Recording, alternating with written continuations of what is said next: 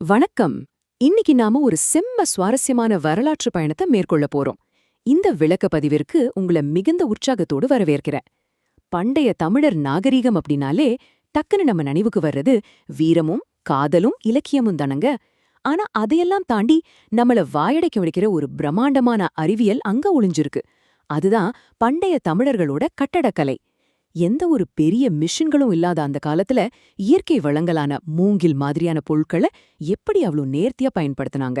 ஒரு சிறந்த கட்டடக்கலை எப்படி காலத்தை வென்று நிக்குது, அது எப்படி இன்னைக்கு இருக்கிற நவீன உலகத்துக்கும் சூப்பரா மேட்ச் ஆகுது அப்படிங்கறத பத்தி தான் இந்த தொகுப்புல நாம டீட்டெயில்டா பார்க்க போறோம். முதல்ல ஒரு நிமிஷம் ஜஸ்ட் இமேஜின் பண்ணி பாருங்க. பிரபல எழுத்தாளர் சாண்டில்யனோட மூங்கில் கோட்டை நாவல்ல வர்ற ஒரு அற்புதமான வர்ணனை இது. ஆகாயத்தை அளாவி நின்ற மாளிகை மகுடங்கள், தொலைவிலிருந்த பாதுகாப்பை விட அதிக பலத்துடன் இருந்த நகர எல்லை பாதுகாப்பு அப்படின்னு பண்டைய மதுரைய நம்ம கண் முன்னாடி அப்படியே கொண்டு வராரு. சலசலத்து ஓடுற வைகை நதி, அதன் அருகே வானத்தை தொடுற மாதிரியான பிரம்மாண்ட மாளிகைகள்னு ஒரு பக்கா சினிமா செட் மாதிரி ரொம்பவே பரபரப்பான, அதே சமயம் ரம்மியமான காவியச் சூழலை இந்த வரிகள் நமக்கு உணர்த்துது இல்லையா? ஓகே, இப்ப நாம மேட்ருக்கு வருவோம். இலக்கியங்கள்ல இவ்ளோ அழகா பிரம்மாண்டமா வர்ணிக்கப்பட்ட இந்த வானலாவிய மாளிகைகளும் வலிமையான கோட்டைகளும் வெறும் கற்பனைதானா? கண்டிப்பா கிடையாதுங்க. அவையெல்லாம் அன்றைய பொறியியல் உண்மைகள். எந்த ஒரு கனரக இயந்திரங்களும் கிரீன் வசதியும் இல்லாத அந்த காலத்துல எப்படி தமிழர்களால இவ்ளோ நிலையான பிரம்மாண்டமான கட்டடங்களை உருவாக்க முடிஞ்சது? அவங்களோட அந்த இன்ஜினியரிங் சீக்ரெட் தான் என்ன? அதத்தான் நாம இப்போ ஆழமா அலச போறோம். நாம பார்க்க போற டாபிக்ஸோட ஒரு குவிக் மேப் இதுதான். 1. இலக்கியங்களில் பண்டைய மதுரை. 2. ஆரம்பகால கட்டுமான பொருட்கள். 3. தமிழர் கட்டிடக்கலையின் பரிணாம வளர்ச்சி. 4. இராணுவ பொறியியல் மற்றும் பாதுகாப்பு. 5.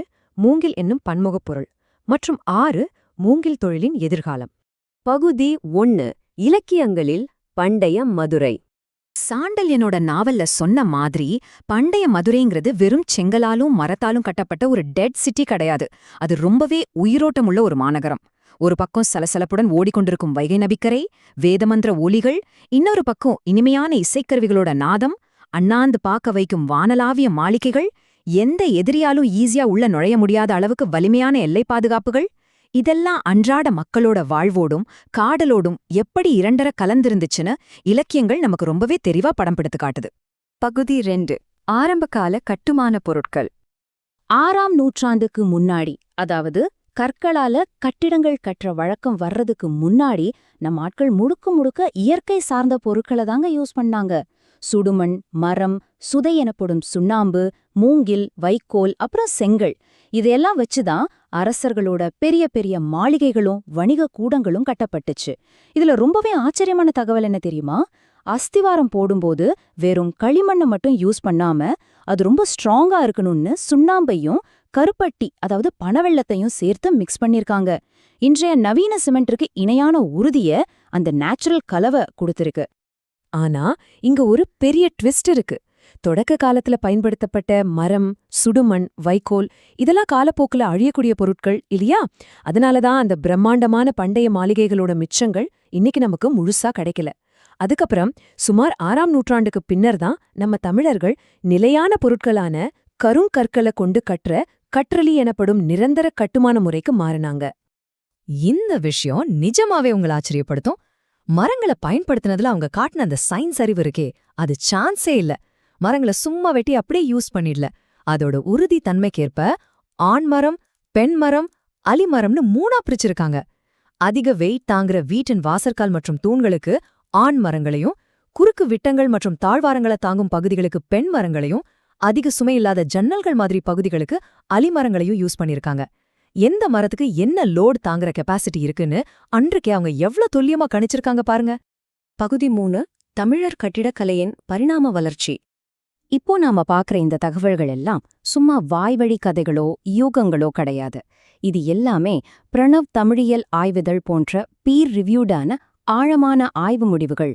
டாக்டர் உவே சாமிநாதையர் அவங்களோட குறிப்புகள்ல ஆரம்பிச்சு பல்வேறு அறிஞர்களோட ஆய்வுகள் வரை தொகுக்கப்பட்ட தரவுகளோட அடிப்படையில தான் நாம இந்த வரலாற்று உண்மைகளை பகுப்பாய்வு பண்ணிட்டு இருக்கோம். இந்த கட்டிடக்கலையோட பரிணாம காலக்கோடு ரொம்பவே ஃபேசினேட்டிங்கான ஒண்ணு. பல்லவர்கள் காலத்துல தனித்தனி பாறைகளை இல்லனா மொத்த மலையையே குடைந்து குடைவரை கோயில்களாகவும் ஒற்றைக்கல் ரதங்களாகவும் செதுக்குனாங்க. அதுக்கப்புறம் சோழர்கள் காலத்துல தனித்தனி கருங்கற்களை ஒன்னு மேல ஒன்னா அடுக்கி விண்ணை முற்ற பிரம்மாண்டமான கோபுரங்களை கொண்ட கற்றளைகளை உருவாக்குனாங்க. ராஜராஜ சோழனும் ராஜேந்திர சோழனும் கட்டின கோயில்கள் இதுக்கு பெஸ்ட் எக்ஸாம்பிள்ஸ். அதுக்கப்புறம் வந்த விஜயநகர மற்றும் நாயக்கர்கள் காலத்துல கட்டிடக்கலையில பல நுட்பமான சிற்ப வேலைப்பாடுகளும் 1000 கால் மண்டபங்கள் மாதிரியான சூப்பரான சிறப்பம்சங்களும் ஆட் ஆச்சு. பகுதி 4 ராணுவ பொறியியல் மற்றும் பாதுகாப்பு. இப்போ கொஞ்சம் ஆக்ஷன் பிளாக்க வருவோம். சிலப்பதிகாரத்துல சொல்லியிருக்கிற கோட்டை பாதுகாப்பு கருவிகளை கேட்டா நீங்க நிஜமாவே மிரண்டு போயிடுவீங்க. மதில் சுவர்களுக்கு பின்னாடி எதிரிகளை தாக்க தானாகவே வளைந்த அம்புகளை வீசும் ஸ்பிரிங் லோடட் விற்பொறிகள் இருந்திருக்கு.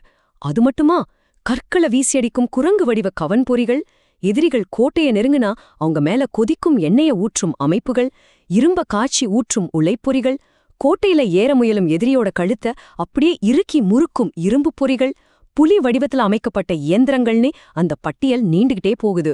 இந்த அதிரடியான மிலிட்டரி என்ஜினியரிங் நுட்பம் அன்றைய தமிழர்களோட அபாரமான அறிவுத்திறனுக்கு ஒரு மிகப்பெரிய சான்று. பகுதி 5 மூங்கில் என்னும் பன்முகப் பொருள். இப்போ ஒரு ஸ்பெசிஃபிக்கான மெட்டீரியல் பத்தி பார்க்க போறோம். மூங்கில். இது வெறும் தாவரம் இல்லைங்க, ஒரு வரம்னே சொல்லலாம். விலை உயர்ந்த கனரக எந்திரங்கள் எதுவுமே இல்லாம மனிதர்களோட வெறும் கைகளை கொண்டே வளைத்து வெட்டி யூஸ் பண்ணக்கூடிய ரொம்பவே எளிமையான ஆனா நம்ப முடியாத அளவுக்கு வலிமையான ஒரு பொருள் இது. அதுவும் மிக விரைவாக வளரக்கூடிய ஒரு ரெனியூவபிள் சோர்ஸ். காட்டுகள்ல வாழ்ற பழங்குடி மக்கள் முதல் இன்னைக்கு இருக்கிற நகர்ப்புறத்து நவீன வீடுகள் வரை அனைத்திற்குமே மூங்கில் ஒரு மிகச்சிறந்த கட்டுமான பொருளா இருக்கு. மூங்கிலோட பன்முகத்தன்மை ரொம்பவே ஆச்சரியமானது. ஒரு பக்கம் பாத்தீங்கன்னா பாரம்பரிய பயன்பாடுகள், கல்யாணங்கள்ல சீர்கொண்டு போற சீர்கூடைகள், விவசாயத்துக்கு தேவையான முறம், போர் வீரங்களுக்கான வில், அம்புகள், அப்புறம் மலைப்பகுதிகள்ல ஆற்றை கடக்க தொங்கு பாலங்கள்னு மூங்கில் பயன்பட்டது. இன்னொரு பக்கம் இன்றைய கமர்ஷியல் பயன்பாடுகள்ல ஃபுட் இண்டஸ்ட்ரீஸ், இயற்கைக்கு உகந்த சூழலியல் பர்னிச்சர்கள் மற்றும் கட்டுமான பணிகளுக்கு பயன்படுத்துற மர மடிப்புகள் வரை மூங்கிலோட ராஜ்யம் இன்னைக்கு ரொம்பவே பெருசா விரிவடைஞ்சிருக்கு. வடகிழக்கு இந்தியா மற்றும் இந்தியாவோட பல்வேறு பகுதிகள்ல மூங்கில்ல பல ஸ்பெசிஃபிக்கான வகைகளை பயன்படுத்துறாங்க. டென்ட்ரோக்ளாமஸ் ஹாமில்டோனி, பாம்பூசா பாலிடா மாதிரியான பல்வேறு வகையான மூங்கில்களை நம்ம கைவினைஞர்கள் யூஸ் பண்றாங்க. விகாஸ்பீடியா தரவுகள் என்ன சொல்லுதுன்னா, இந்த கைவினைஞர்களோட திறமை சீனா, ஜப்பான் மாதிரியான நாடுகளோட வித்தகர்களை விட ரொம்பவே சிறப்பானதுன்னு குறிப்பிடுது. அந்த அளவுக்கு வேர்ல்டு கிளாஸ் கலைத்திறன் நம்ம கிட்ட இருக்கு. பகுதி 6 மூங்கில் தொழிலின் எதிர்காலம். இதிலிருந்து ஒரு அருமையான விஷயம் நமக்கு புரியுது. பண்டைய காலத்துல நம்ம முன்னோர்கள் மூங்கில கொண்டு ரொம்ப ஃபாஸ்டாவும் இயற்கையோட இணைந்தும் தங்குமிடங்களை அமைச்சாங்க. இது இன்னைக்கு இருக்கிற நவீன ப்ரீஃபேப்ரிகேட்டட், அதாவது ப்ரீஃபேப் வீடுகளுக்கு எவ்ளோ சூப்பரா மேட்ச் ஆகுது பாருங்க. முன்னாடியே தயார் செய்யப்பட்ட பொருட்களை கொண்டு சில வாரங்கள்ல வீடுகளை கட்டி முடிக்கிற இன்றைய டெக்னாலஜியோட ஆணிவேர் அன்றைய மூங்கில் குடிசை தொழில தான் இருக்கு. அதனாலதான் அரசாங்கம் கூட இப்போ தனியார் நிலங்கள்ல மூங்கில் வளர்ப்பதை ரொம்பவே என்கரேஜ் பண்ணிட்டு வராங்க.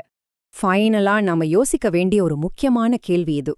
கிளைமேட் சேஞ்ச் காரணமா உலகம் தவிச்சிட்டு இருக்கிற இந்த நேரத்துல இயற்கைக்கு எந்த தீங்கும் விளைவிக்காத மிக விரைவாக வளரக்கூடிய மூங்கிலை கொண்டு பண்டைய தமிழர் பாணியிலான இந்த பசுமை கட்டடக்கலைய நாம மீண்டும் நம்மள அன்றாட வாழ்வில் முழுமையா கொண்டு வர வேண்டிய தருணம் இதுதானே? கொஞ்சம் சிந்திங்கள். நம்ம வரலாறுங்கிறது வெறும் பெருமை பேசுறதுக்கு மட்டும் இல்லைங்க, அதிலிருந்து கத்துக்கிட்டு ஒரு சிறந்த எதிர்காலத்தை உருவாக்குறதுக்கும் தான். கண்டிப்பா இந்த தொகுப்பு உங்களுக்கு ரொம்பவே யூஸ்ஃபுல்லா இருந்திருக்கும் நம்புறேன். மீண்டும் ஒரு சுவாரஸ்யமான தலைப்போட உங்களை சந்திக்கிறேன். நன்றி.